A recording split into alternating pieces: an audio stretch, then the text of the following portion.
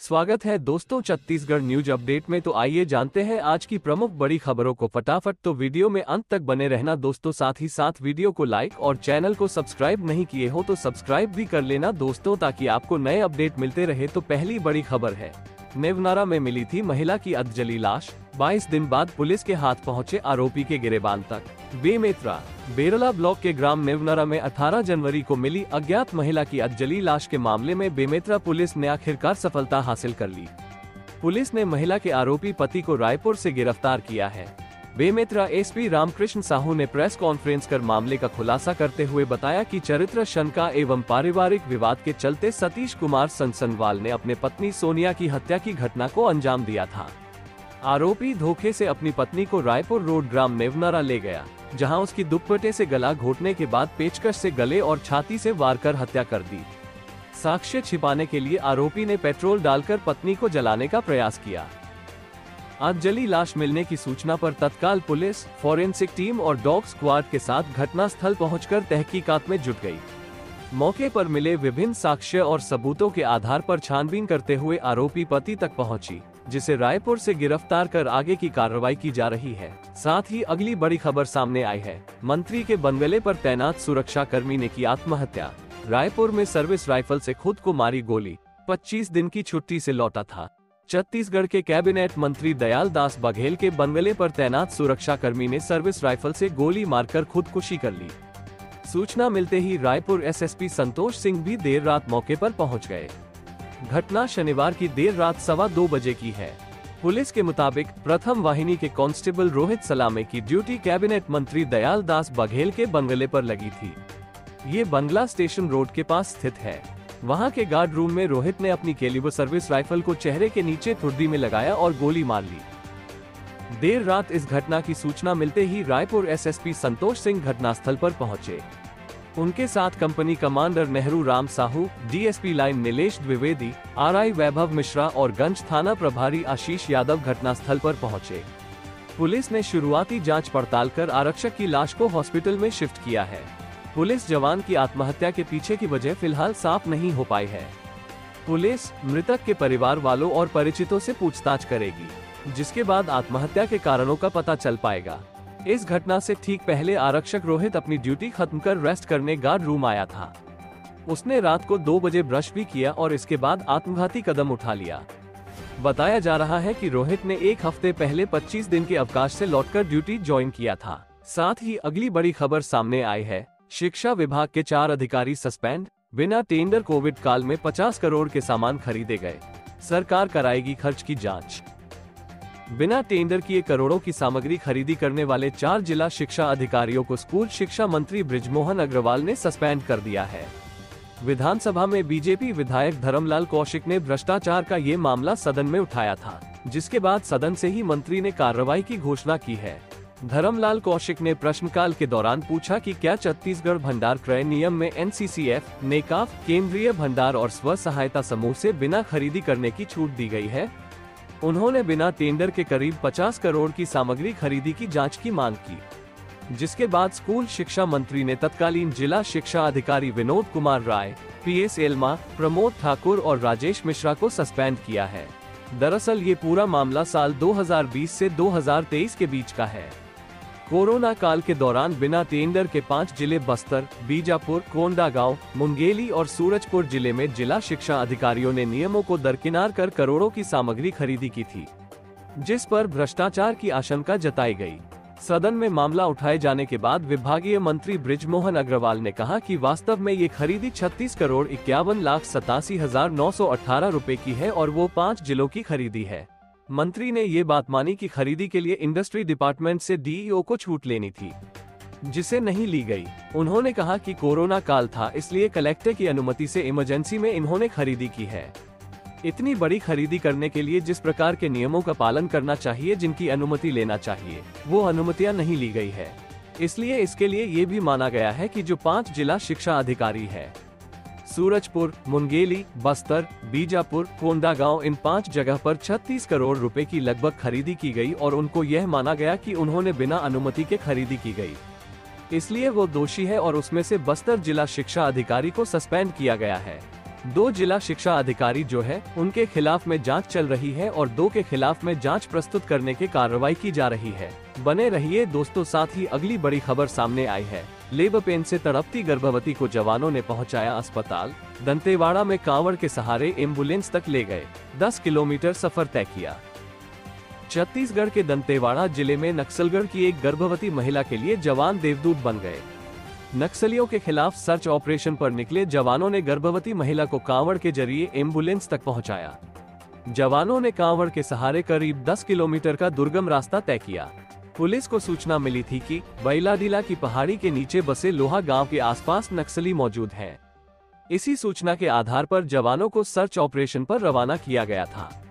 जब जवान यहां पहुंचे तो गांव की एक गर्भवती महिला प्रसव पीड़ा से जूझ रही थी। परिजन उसे अस्पताल ले जाने के लिए परेशान हो रहे थे।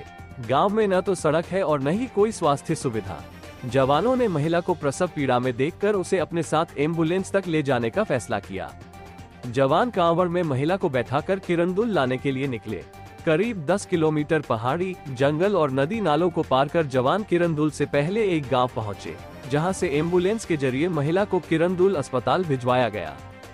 साथ ही अगली बड़ी खबर सामने आई है। अब फिर से राजिम कुंभकल, सरकार ने बदला नाम, पंडित प्रदीप मिश्रा, धीरेन्द्र शास्त्री भी पहुंचेंगे। छत्तीसगढ़ सरकार ने शुक्रवार की सुबह बजट को हरी झंडी दिखाने के लिए विधानसभा में बुलाई गई कैबिनेट की बैठक में राजिम माघी पुन्नी मेले का नाम बदलने का भी फैसला कर लिया। अब ये फिर से राजिम कुंभकल के नाम से जाना जाएगा।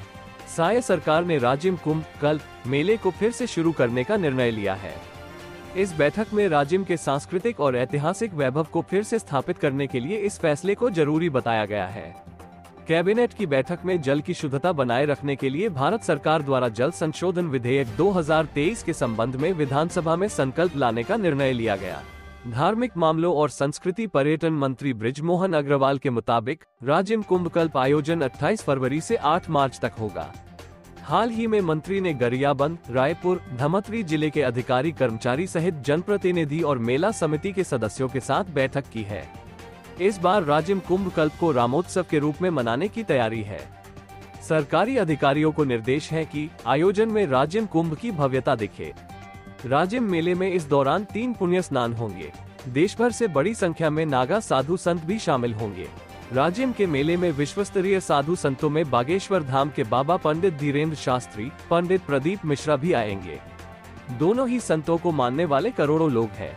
रायपुर में पिछले दिनों हुए दोनों ही संतों के कार्यक्रमों में 7 से 8 लाख लोग पहुंचे थे। इसी के साथ ही अगली बड़ी खबर सामने आई है। थाने के सामने मवेशी तस्करों ने सिपाही को रौंदा, हुई मौत, आरोपी की तलाश जारी, सड़क चिरचारी। मवेशी तस्कर को पकड़ने के लिए बागंदी थाना के सामने नाकाबंदी की तैयारी कर रहे आरक्षक को मवेशी तस्कर ने अपने गाड़ी से रौंद दिया। गंभीर रूप से घायल जवान को इलाज के लिए अस्पताल ले जाया गया, जहां उसने दम तोड़ दिया। घटना के बाद आरोपी तस्कर वाहन समेत फरार हो गया है। पुलिस सूत्रों के अनुसार बीती रात नेशनल हाईवे में एक पिकअप वाहन में मवेशियों को भरकर महाराष्ट्र की ओर ले जाया जा रहा था। इस दौरान हाईवे पेट्रोलिंग को उक्त वाहन संदिग्ध लगा और वाहन का पीछा किया जा रहा था। बताया गया कि उक्त वाहन तेज गति से भागते पेट्रोलिंग वाहन को क्रॉस नहीं करने दे रही थी। हाईवे पेट्रोलिंग वाहन ने उक्त वाहन के संबंध में जिले के बॉर्डर से लगे बागंदी थाना को इसकी सूचना दी। इस सूचना पर बागंदी पुलिस थाना के सामने नाकाबंदी करने के लिए रात लगभग 2:30 बजे हाईवे में 3 जवान स्टापर लगा रहे थे। इस दौरान पिकअप वाहन का चालक तेज गति से वाहन चलाते स्टापर लगा रहे आरक्षक शिवचरण मंडावी को ठोकर मारकर महाराष्ट्र की ओर फरार हो गया। घटना में गंभीर रूप से घायल हुए बागंदी में पदस्थ आरक्षक शिवचरण मंडावी को उपचार महाराष्ट्र के देवरी चिकित्सालय ले जाया गया, जहां उसकी मौत हो गई। इस घटना से पुलिस महकमे में हड़कंप मचा हुआ है। पुलिस अधिकारी सहित बागंदी थाना स्टाफ फरार मवेशी तस्कर की पतासाजी करने एवं गिरफ्तार करने के लिए महाराष्ट्र की ओर दबिश दी है। संभावना व्यक्त की जा रही है कि आरोपी को शीघ्र गिरफ्तार कर लिया जाएगा। मृतक आरक्षक शिवचरण मंडावी का अंतिम संस्कार शुक्रवार को जिले के ग्राम दिलाफरी में किया गया। अतिरिक्त पुलिस अधीक्षक राहुल देव शर्मा ने बताया कि वाहन चालक के संबंध में पुराता सबूत मिले हैं। पुलिस टीम आरोपों की सरनामों से तलाश कर रही है। शीघ्र ही आरोपी को गिरफ्तार कर लिया जाएगा। साथ ही अगली बड़ी खबर सामने आई है। बच्चों से अननेचुरल सेक्स करता था पुजारी, मोबाइल और चॉकलेट का लालच देकर बुलाता था अपने पास। अधिकतर बिना माँ बाप के बच्चों को बनाता था शिकार। दुर्ग जिले में पुजारी द्वारा छोटे छोटे बच्चों से अननेचुरल सेक्स करने का मामला सामने आया है। वो बच्चों को चॉकलेट और मोबाइल देने के बहाने अपने पास बुलाता था। इसके बाद उनसे अप्राकृतिक सेक्स करता था। दुर्ग सिटी कोतवाली पुलिस ने आरोपी को गिरफ्तार कर लिया है। सिटी कोतवाली प्रभारी महेश ध्रुव ने बताया कि उनके पास दुर्ग के एक मोहल्ले से कुछ महिलाएं शिकायत लेकर आई थीं। उन्होंने बताया कि मेहमरा एनीकट में दाह संस्कार और पूजा पाठ करने वाले शिशुपाल महाराज ने उनके बच्चों के साथ अप्राकृतिक यौन संबंध बनाए हैं। महिलाओं ने बताया कि शिशुपाल महाराज उनके बच्चों को चॉकलेट और मोबाइल देने के बहाने अपने पास बुलाता था। वो उन्हें वहीं अपने पास रखता और खाना पीना भी देता था। खाने और मोबाइल के लालच में मोहल्ले के 6-7 बच्चे अक्सर उसके पास चले जाते थे। शुक्रवार को मोहल्ले की महिलाएं अपने बच्चों को ढूंढने पंडित शिशुपाल महाराज के पास पहुंची। उन्होंने अपने बच्चों को डांटकर पूछा कि वो उसके पास रोज क्यों जाते हैं। इसके बाद बच्चों ने बताया कि अंकल उन्हें मोबाइल देते हैं जिसमें वे गेम खेलते हैं और कार्टून देखते हैं। इनमें से कुछ बच्चों ने बताया कि वो चॉकलेट देने के बहाने उन्हें अंदर ले जाता है और उनके साथ अप्राकृतिक संबंध बनाता है। पुलिस ने आरोपी शिशुपाल के खिलाफ धारा 377, 506 और पॉक्सो एक्ट की धारा 4-6 के तहत मामला दर्ज किया है। उसकी गिरफ्तारी भी हो गई है। साथ ही अगली बड़ी खबर सामने आई है। क्रिकेटर रहाणे ने मुख्यमंत्री साय से की मुलाकात। छत्तीसगढ़ में खेलों को बढ़ावा देने के लिए अपने योगदान का दिलाया भरोसा। छत्तीसगढ़ के मुख्यमंत्री ने भारतीय क्रिकेट टीम के प्रतिष्ठित सदस्य और उत्कृष्ट बल्लेबाज अजिंक्य रहाणे के साथ अपने निवास पहुना में एक विशेष मुलाकात की। सीएम साय ने एक्स पर लिखा, मुलाकात के दौरान रहाणे ने अपने क्रिकेट करियर के यादगार क्षणों को साझा किया।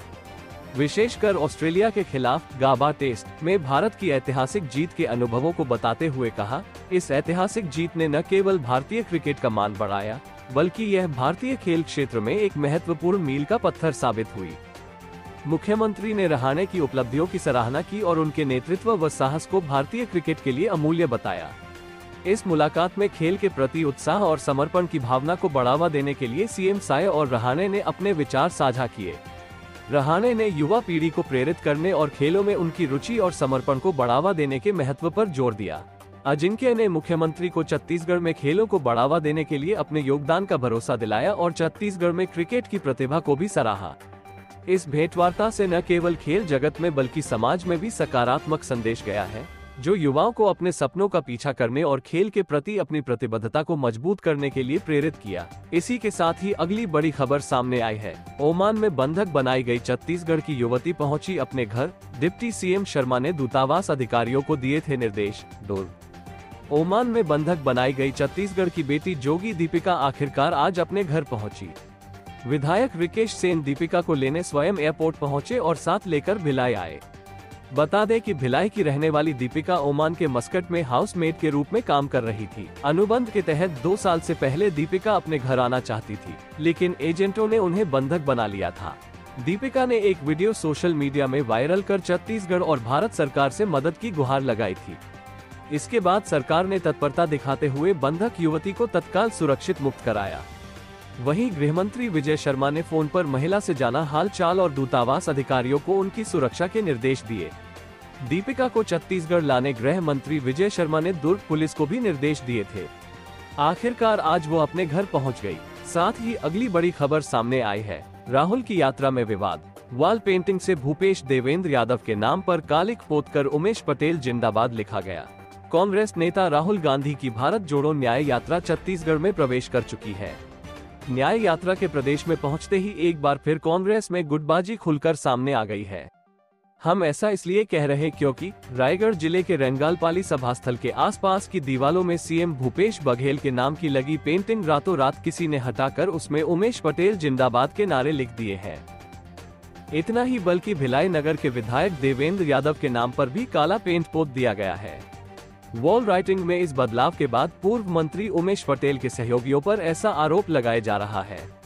शुक्रवार की देर रात देवेंद्र यादव और उमेश पटेल के समर्थकों में वॉल पेंटिंग को लेकर विवाद शुरू हो गया और दोनों ही इस मामले को लेकर आमने सामने आ गए। कार्यकर्ता एक दूसरे पर आरोप लगाते हुए बहस करने लगे, लेकिन विवाद को बढ़ता देख बड़े नेता बीच बचाव में आए और किसी तरह समझा बुझाकर मामले को शांत करवाया। वहीं इस पूरे मामले में उमेश पटेल ने कुछ भी कहने से इनकार कर दिया है। दरअसल राहुल गांधी की न्याय यात्रा 11 फरवरी को रायगढ़ के आगे बढ़ते हुए खरसिया में प्रवेश करेगी। ऐसे में राहुल की रूट में आने वाले लगभग 40 किलोमीटर वॉल राइटिंग में ऐसा बदलाव देखने को मिल रहा है। वहीं इस पूरे मामले पर कांग्रेस पार्टी के सूत्रों की माने तो 8 फरवरी को ओडिशा बॉर्डर के गांव रेंगालपाली में हुई फ्लैग एक्सचेंज सेरेमनी में भीड़ नहीं जुटने पर छत्तीसगढ़ प्रभारी सचिन पायलट ने जिम्मेदार नेताओं की जमकर क्लास लगाई थी।